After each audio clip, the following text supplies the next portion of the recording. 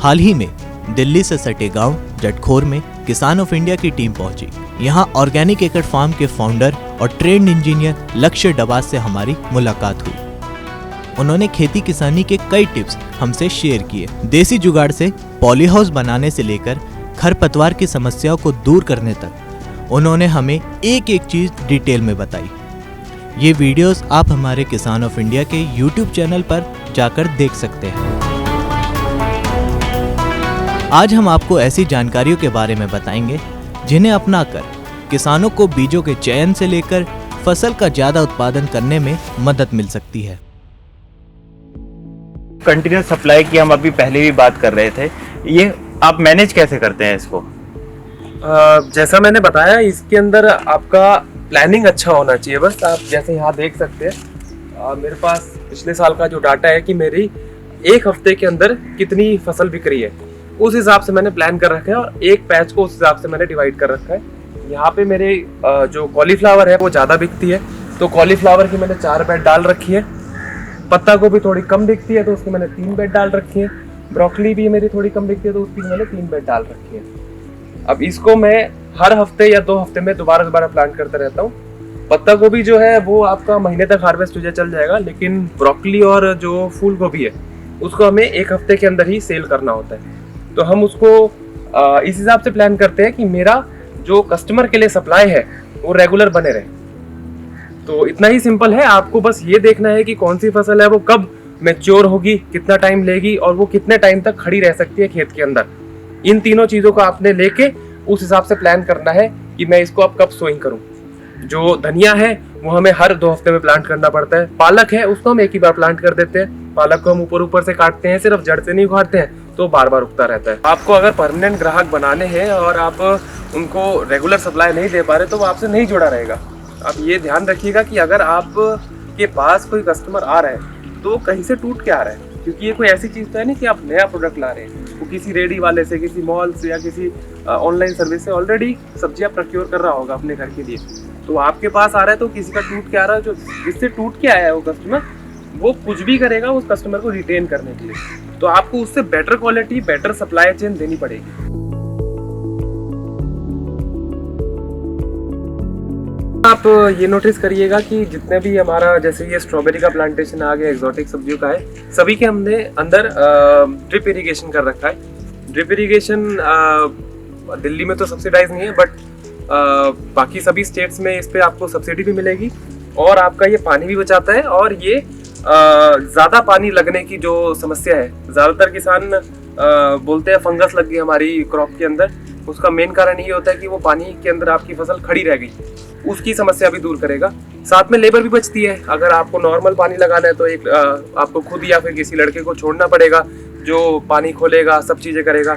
इसके अंदर लाइट का सोर्स अच्छा है, तो सिर्फ मोटर आपने चला देनी है और वो पूरे के अंदर आपको अच्छे से इरिगेशन कर देगा। इसके अंदर अभी हम हमारे धान कट रहे हैं, धान कटते ही हम इसके अंदर फिर मल्चिंग भी कर देंगे, तो वो भी आप कर लीजिएगा। उससे आपका फायदा ये रहेगा कि आपके इसमें इस टाइप से ये खरपतवार नहीं उगेगी। दूसरा आपने ये भी ध्यान रखना है कि जो वीड्स होती हैं, उन वीड्स को आपने इस स्टेज पे उखाड़ देना है। इससे ज्यादा बड़ी होते ही ये जो वीड्स हैं इनके बीज निकल आएंगे और फिर एक पेड़ से आपके 1000 वीड्स अगले साल के लिए हो जाएंगे। खेती से जुड़ी रोचक जानकारियों के बारे में जानने के लिए आप हमें सब्सक्राइब करें। आप अपने सुझाव हमारे कमेंट सेक्शन में भेज सकते हैं।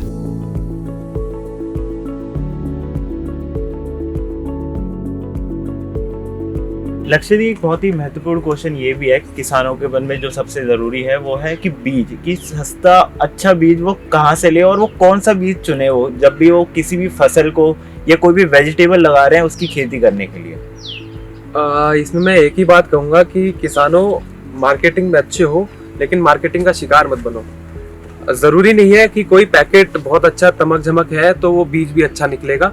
आप जो लोकल आपके यहाँ पे बीज अवेलेबल है उन्हीं का चयन करिएगा, जितने हो सके उतना देसी बीज का चयन करिएगा। और मैं ये नहीं कहता कि अगर आपको देसी बीज नहीं मिल रहे तो आप ऑर्गेनिक फार्मिंग नहीं कर सकते। हमने कई कंसल्टेंसीज करते हैं हम, और ज़्यादातर लोग यही बोलते हैं कि बैरन लैंड है, मैं उसको ऑर्गेनिक कैसे कन्वर्ट करूं, या मेरे को देसी बीज नहीं मिल रहे, मैं खेती कैसे चालू करूं। हमारे यहाँ पे जो लोकल सब्जियां है, जो सरसों है, पालक है, धनिया है, गाजर मूली है, इन सब की हमारे पास देसी बीज है, हम अपने ही कर लेते हैं, उनको हम यूज़ करते हैं। लेकिन जैसे ये स्ट्रॉबेरी है और चेरी टमाटो है, जितनी भी एक्सोटिक है, आप मान लीजिए 50% हमारे यहाँ के जो बीज हैं वो हाइब्रिड बीज ही हैं। ऑर्गेनिक के अंदर हम हाइब्रिड बीज यूज़ कर सकते हैं, आपको सर्टिफिकेट भी मिलेगा। आप देसी बीज मिल जाए वो यूज़ करिए। मैं पूरा हिंदुस्तान घूम चुका हूँ, अनफॉर्चुनेटली देसी बीज ज़्यादा कहीं मिलते नहीं है, कहीं मिल भी जाएगा तो वो आपके एरिया में सक्सेसफुल नहीं होगा, क्योंकि देसी बीज की पहचान ही है कि वो उस पर्टिकुलर एरिया के अंदर सक्सेसफुल होता है। तो बहुत सारे लोग पूछते हैं कि मेरे को ऑर्गेनिक फार्मिंग करनी है और मेरे को देसी बीज नहीं मिल रहे। इस केस के अंदर आप हाइब्रिड बीज यूज कर सकते हैं। आप जेनेटिकली मॉडिफाइड ऑर्गेनिज्म जो जीएमओ बीज होते हैं उनका आप इस्तेमाल नहीं कर सकते हैं, और हिंदुस्तान के अंदर वो इतना अवेलेबल भी नहीं है। तो जहाँ से शुरुआत होती है हम वहाँ से शुरुआत करेंगे। अगर आपका खेत बैरन पड़ा है, उसके अंदर आप अच्छा गोबर का खाद डालिए। 1 एकड़ के अंदर 15 से 20 टन खाद डलती है, और आप जीवामृत और अपनी देसी दवाइयों का इस्तेमाल करके उसको 3 साल के अंदर फुल्ली ऑर्गेनिक कन्वर्ट कर सकते हैं। आपको अगर बीज बाय चांस देसी नहीं मिल रहा है तो आप हाइब्रिड से भी चालू कर सकते हैं, उसमें ज़्यादा प्रॉब्लम नहीं आएगी आपको। खेती से जुड़ी रोचक जानकारियों के बारे में जानने के लिए आप हमें सब्सक्राइब करें। आप अपने सुझाव हमारे कमेंट सेक्शन में भेज सकते हैं।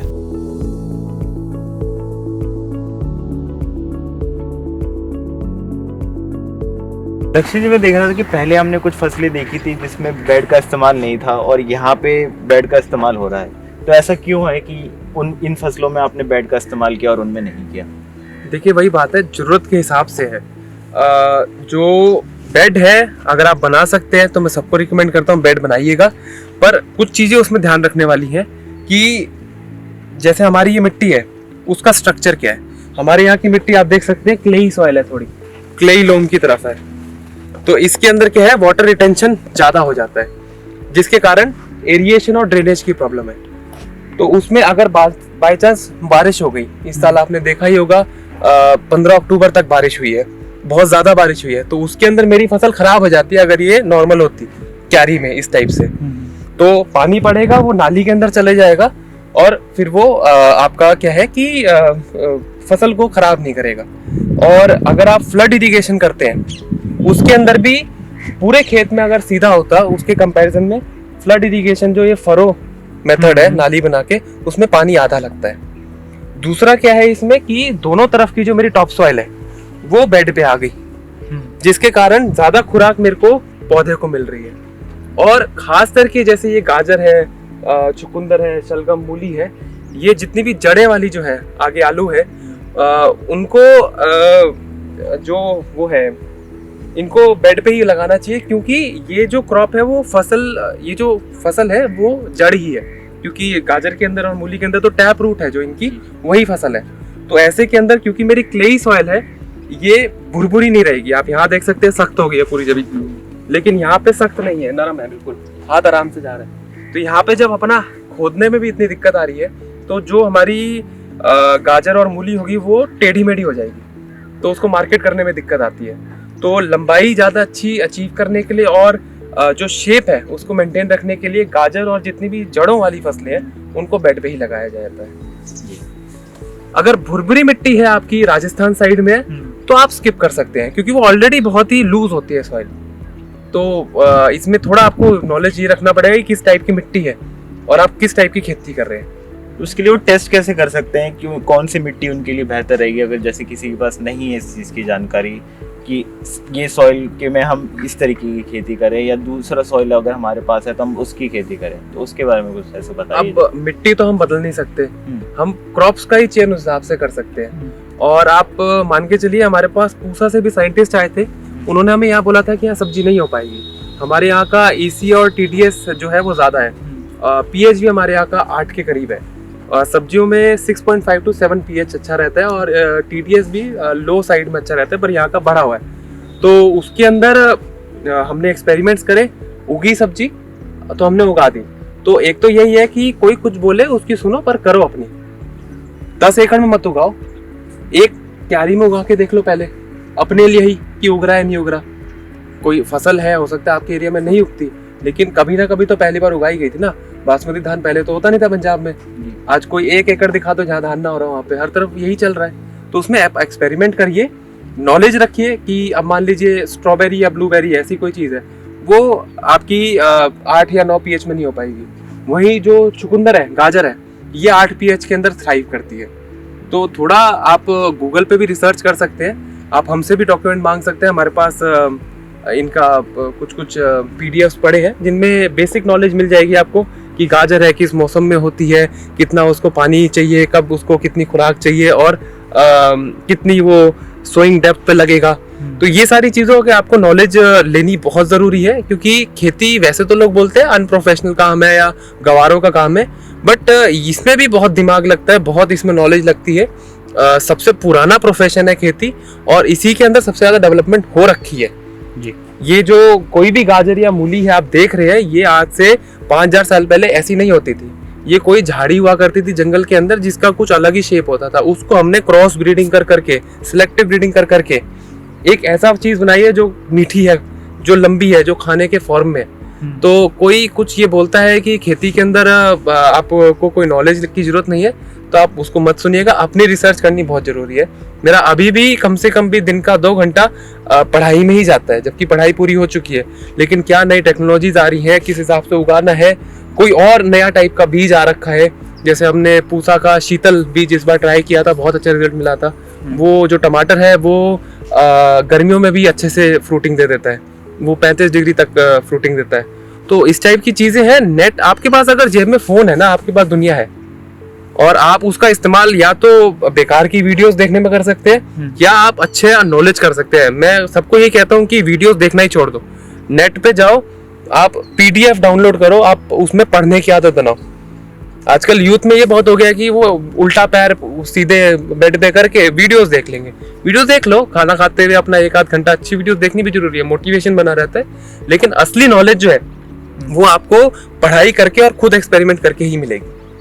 तो ऐसे ही जानकारियों के लिए और जो इन्फॉर्मेशन है, इसमें किसान ऑफ इंडिया भी हमारी वेबसाइट है जिसपे हम अलग अलग इन्फॉर्मेशन और तकनीक बताते रहते हैं। तो वीडियोस के साथ साथ उसका पूरा कलेक्टिव इन्फॉर्मेशन होना भी जरूरी है। बिल्कुल, क्योंकि सिर्फ खाली इन्फॉर्मेशन पे ही, खाली ये जो वीडियोस में कि आप देख ले कि कैसे उसको काम करते हैं, उससे काम नहीं चलेगा। आपको पूरी उसकी नॉलेज होनी जरूरी है, इन डेप्थ रिसर्च होना जरूरी है। इसके लिए ऑर्गेनिक एकड़ के में भी आप जाके वेबसाइट पे और उनके जो यूट्यूब चैनल है उन पे वीडियोस देख सकते हैं अलग अलग।